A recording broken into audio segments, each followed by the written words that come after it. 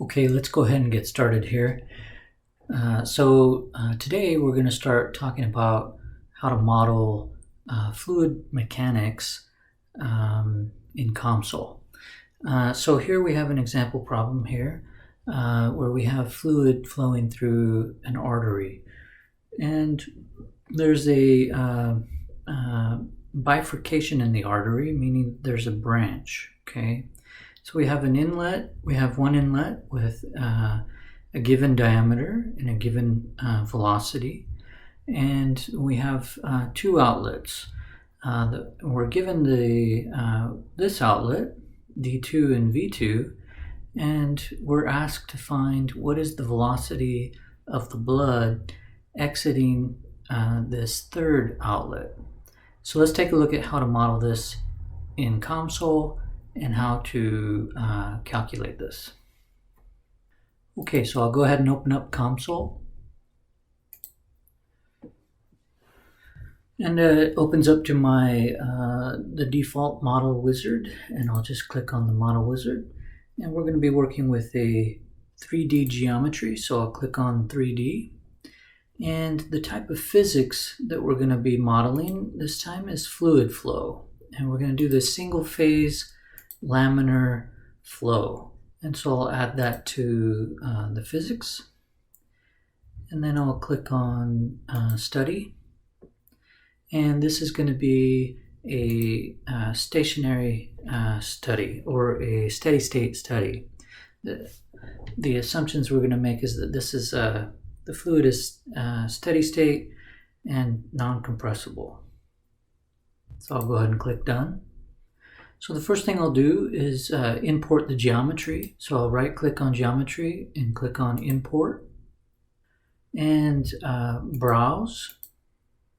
And browse to wherever you have downloaded the file. So download it from Blackboard and go ahead and import it. So you should have it on Blackboard. Here you should be able to download it here by clicking here and download original file. And pay attention where you download it. Usually it'll go to the downloads folder, okay? And then bring it in here. Once you bring it in here into COMSOL, you'll have the bifurcated artery, okay, that we can then begin to start modeling the fluid dynamics, okay? So first things first, we got to tell the computer what this is. You know, the computer doesn't know if this is air or if it's water or blood. It doesn't know. So when we have to tell it what it is. So on the materials, okay, I right click on materials and add a new material. Okay, and the density of blood we're told is 1025 kilograms per meter cubed. And the dynamic viscosity is 1 Pascal second. Okay, so let's go ahead and set up the boundary conditions. So we have to tell it where fluid is going to be coming in and where fluid will be coming out. Okay, so to do that, right click on laminar flow, and we want to add an inlet. Okay. So I add an inlet and I want this to be my inlet here. So I click here, and the velocity for the inlet is going to be V1, which is 100 millimeters per second. Okay, so I'll go ahead and put that in here for 100 millimeters per second. Remember, in COMSOL, the units we put in brackets. Okay, and now let's go ahead and tell it where the outlets are. So I'll right click here and I'll add an outlet. Okay, and remember we have two outlets. This one, so let's go ahead and this will be our first outlet. And we're also given the velocity for this outlet, so I'll change it to velocity. And if we look real quick at the question, the velocity here is 80 millimeters per second. So I'll go ahead and type in 80. Notice that the default units are in meters per second, so I want it to be in millimeters per second, so I need to put that in brackets. Okay, now I'll go ahead and let's add the next outlet. So I'll right click on there and click on add an outlet, and this is our third outlet here, or our second outlet here. Okay, and this is the one that we don't know what the velocity is, and we're asked to find that velocity. Okay, so I just click it and define it as the outlet and leave it like that. Okay, then I can go ahead and build my mesh. So I click on mesh and build all. Okay, once the mesh is complete, then I can right click on study and press compute. And you have your green progress bar down here so you know that it's working. Okay, so the default is to show slices of the velocity magnitude here. Okay, and we can right click on velocity and add a surface plot or a volume plot. Let's add a volume plot. Okay, and let's have this be in millimeters per second for the units. I'll press plot. Okay, and you can see the fluid, how the fluid would flow in this artery. And remember, the question that we're asked is to find what is the velocity at this outlet here. Now, as it turns out, the velocity profile, so if I click here, okay, and I have this in millimeters per second. If I click here, the velocity is 833 at that point. But if you recall from fluid mechanics, if I click closer to the edge, okay, it's 471. The velocity profile here, it's actually, see how it's red in the center and more blue on the outer edges? The velocity profile kind of looks like a bullet, okay? It's going fast in the center and slow as it's touching the walls of the artery, okay? So what we want to do is find the mean velocity, okay? And to find the mean velocity, we just have to integrate across this surface. So let me demonstrate how to do that. Okay, so to calculate the mean velocity here, I just right click on derived values. And I'm going to do a integration, a surface integration.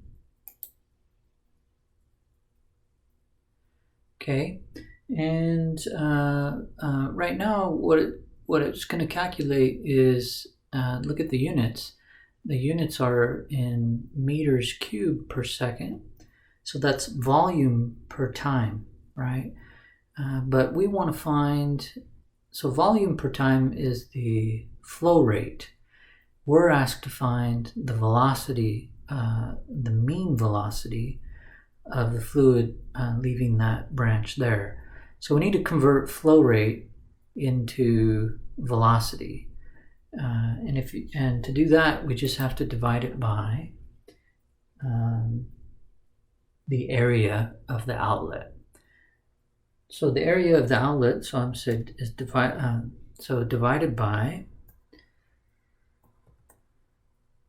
3.14 times, and the diameter of that outlet is 35 micron. So UM for micron divided by 2 raised to the power 2. Okay, so that's the area of the circle, pi r squared, right?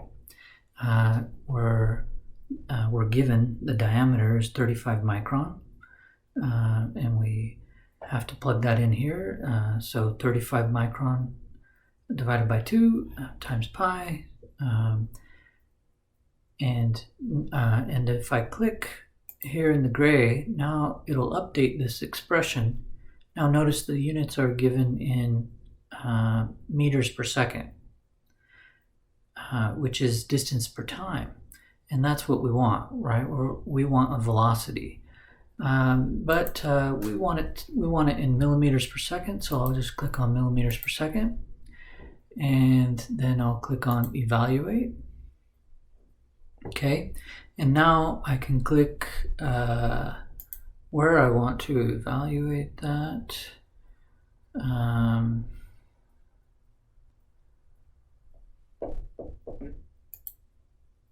Okay, so now I click on this surface.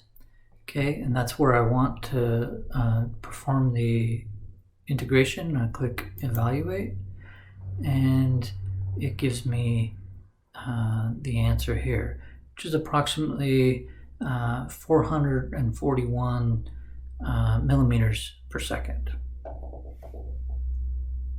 Okay, let me show you one more way to calculate the mean velocity coming out of this artery here. So I could right click on derived values, and I can click on average, and this is going to be a surface average. Okay, notice the units are what we expect in distance per time, but I want it in millimeters per second, and I need to click on the outlet that I want, and that'll add it here, and I click on evaluate, and it gives me the velocity, the average velocity there coming out of that outlet there, 456 millimeters per second. And this is a little bit different than the previous answer we got, probably due to some rounding errors. This one here would be more correct, I believe. Okay, so let's take a look at a couple of different ways to visualize the results here. So here I have a velocity plot with a slice plot and a volume plot. If I just right click on the volume and I disable that one, okay, it's just going to show me my slice plot here, okay?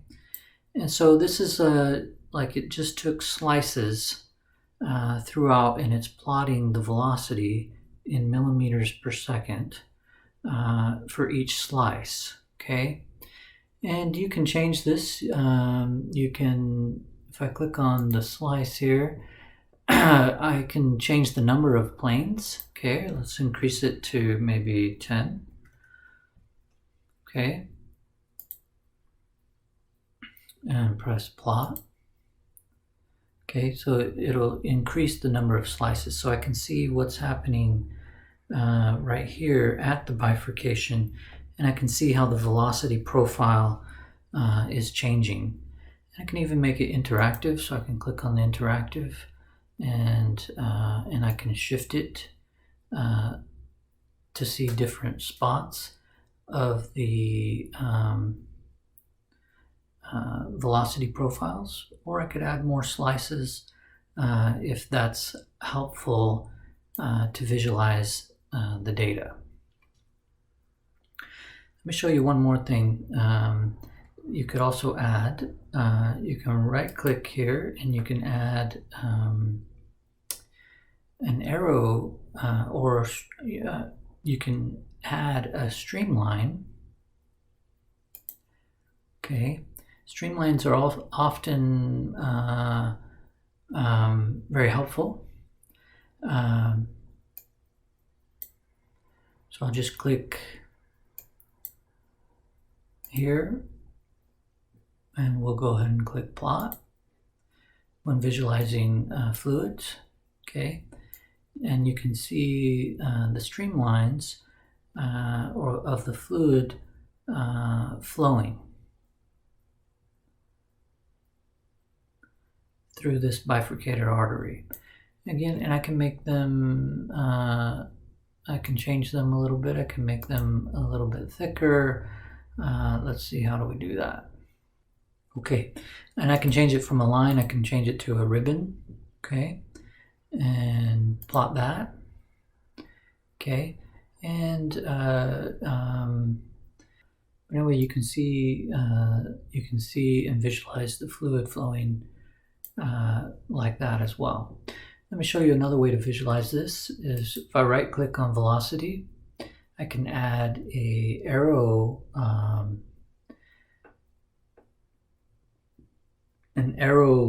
line plot.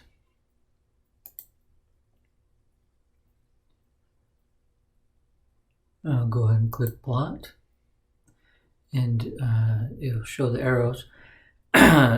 Now it's showing an arrow line is just going to show the arrows on the line or on the perimeter, so maybe that's not as helpful. Let's delete that one real quick. Okay, and let's go ahead and hide this streamline. Okay, so I'll disable it. So if I right click on velocity and add an arrow volume. Okay, I can go ahead and click plot, and the arrow length, I want it to be a little bit bigger, so I'm gonna move this it's proportional, normalized.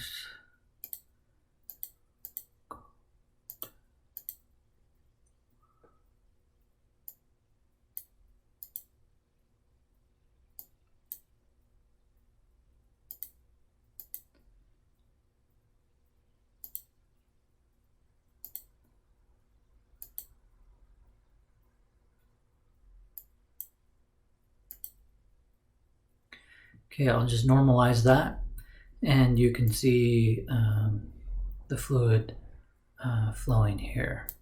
And it may be helpful to activate that streamline again, so I'll go ahead and enable that.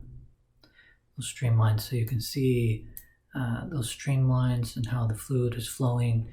And again, you can measure the velocity at any given point, or you can plot the velocity profile. Let me show you how to plot the velocity profile.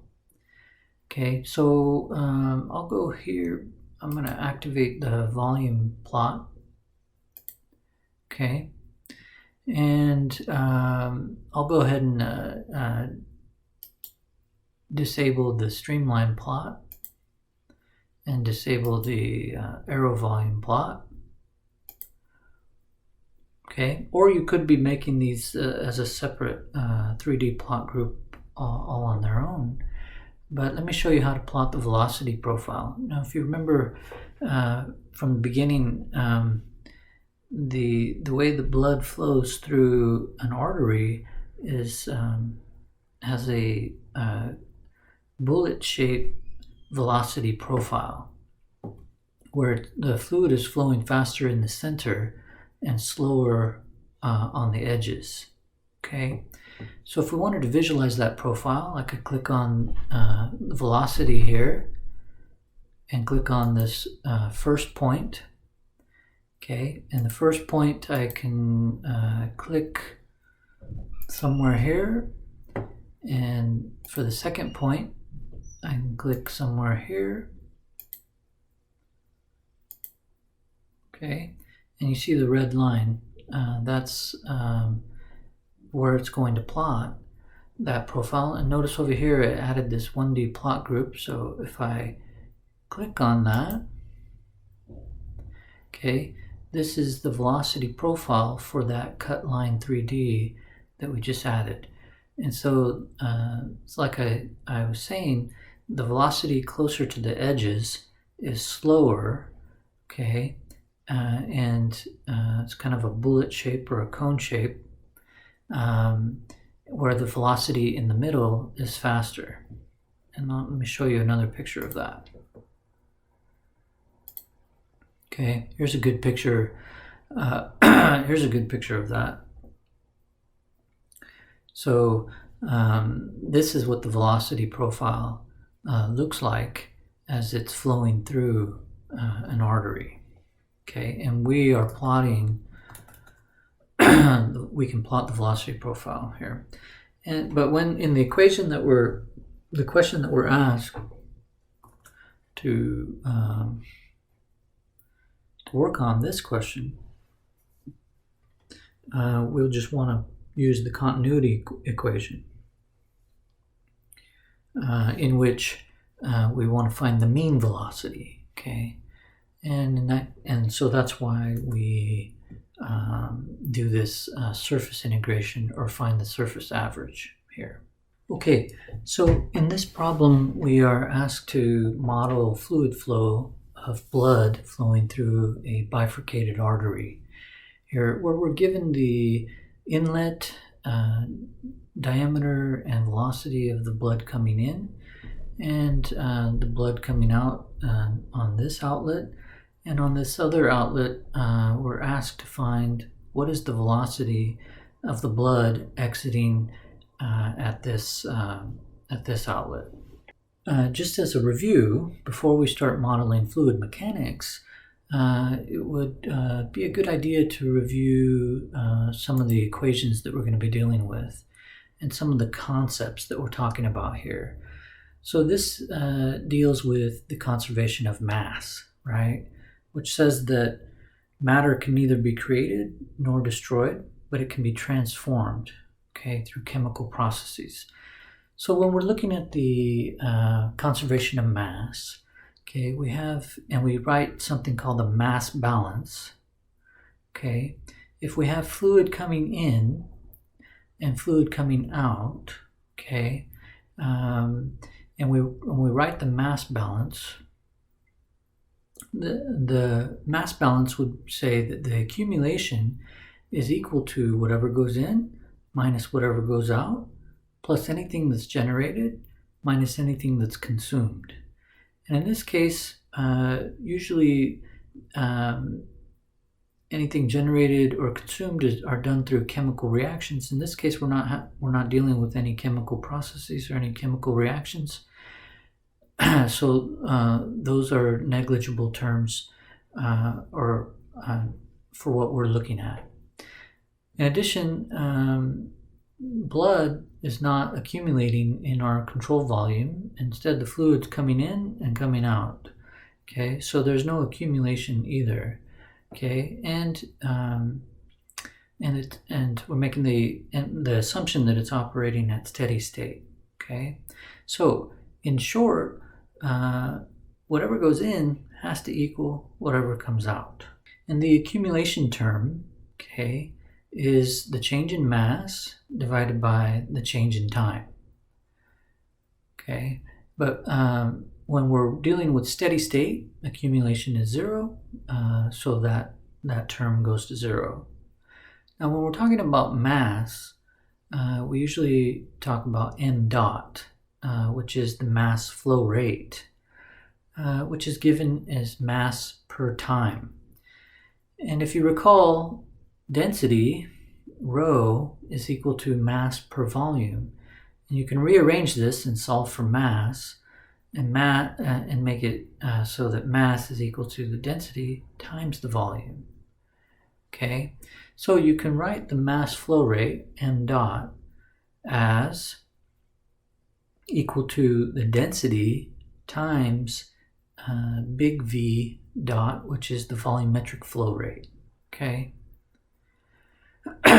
which is volume per time.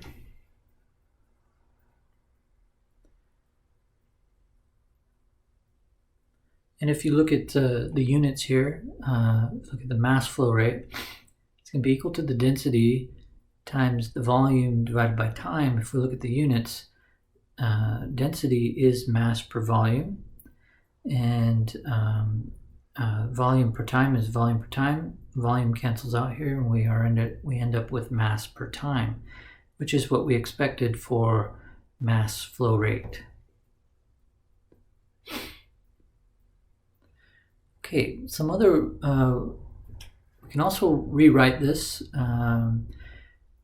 We can also rewrite the mass flow rate as follows. So again, we have m dot, which is the mass flow rate, times the velocity, times the area, times the density. Okay, and if you take a look at the units here, you'll notice that you still end up with mass per time, right? Because velocity, which is distance per time, and area is distance squared, okay? And density is mass per volume, right? Well, when you multiply velocity times area, which is distance per time times distance squared, you get distance cubed. And distance cubed is volume, right? So volume cancels, and you're left with mass per time, okay? So this is another way to write the mass flow rate. M dot is equal to the velocity times the area times the density, okay? And notice V times A, okay, is the volumetric flow rate. And a lot of people, some books will call that Q, other books will call it big V dot, okay? So that is the volumetric flow rate. And you can kind of visualize the volumetric flow rate here. So if we have a cube, a control volume, okay, and fluid coming in at a certain velocity, and the flow rate is going to be equal to the velocity times the area, okay? So that'll give you volume per time. Okay, so let's take a look at a simple example of how to apply this mass balance in the continuity equation, okay? So if I'm given a vessel, okay, that has certain velocity of fluid entering at 100 centimeters per second, and I'm given the diameter 25 millimeters, and then the fluid is exiting at the outlet, and I'm asked to find what is the velocity of the fluid exiting at the outlet.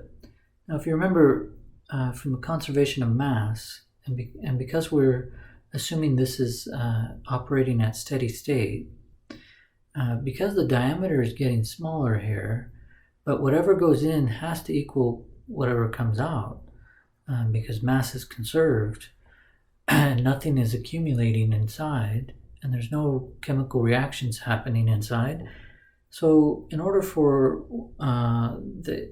the fluid going in to equal fluid going out, notice that the velocity has to be higher, okay? So this is similar to, you know, if you plug the end of a hose, you make the outlet smaller, it makes the fluid come out at a faster velocity, okay? So we can use the continuity equation, okay, which basically simplifies to whatever's going in has to equal what's coming out, right? And so the mass flow rate coming in is rho V1A1, and that's got to be equal to the fluid coming out, which is rho V2A2. Notice that the density cancels, so you actually don't need the density. And so V1 times A1 equal to V2A2, that is the continuity equation. Notice this only applies when you're dealing with steady state flow and incompressible fluid.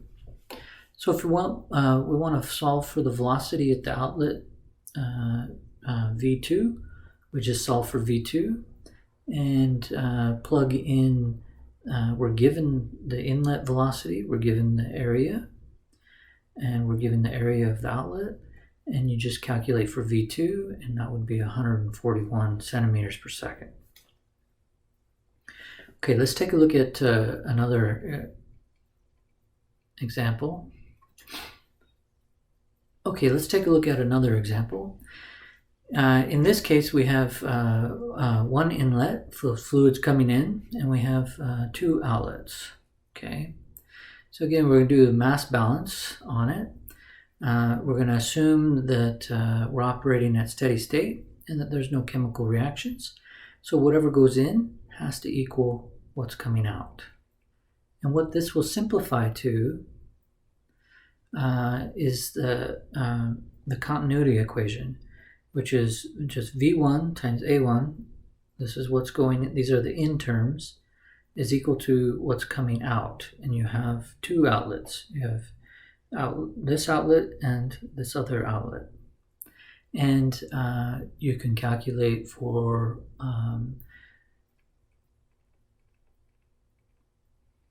in this example, the V3 is what you're asked to find. Okay, so you can solve for V3. Okay, this is how you would answer this problem if you had to calculate it by hand.